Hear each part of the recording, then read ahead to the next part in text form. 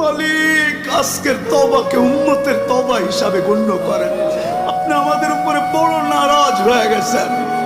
নাইলে অতীত তাকাইলে দেখি মালিক একজন হাত তুলতে দেরি, একজন চিৎকার দিতে দেরি, একজন আপনাকে অনুরোধ করতে দেরি, একজন বলতে দেরি, আকাশ থেকে সাহায্য আসতে দেরি হয় না, আপনার বাহিনী জাপায়া পড়তে দেরি করে নাই।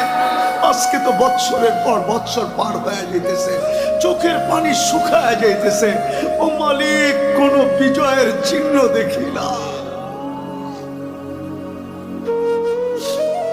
কত রোজাও তো ফিলিস্তিন ওয়ালাদের ইফতার হয়তো লাশ দিয়া, সেহরি হয়তো লাশ দিয়া।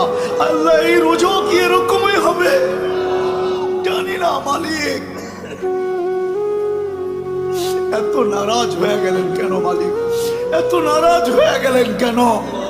বেশক আমরা শাস্তির যোগ্য, অস্বীকার করি না, কিন্তু আপনি শাস্তি দেন না।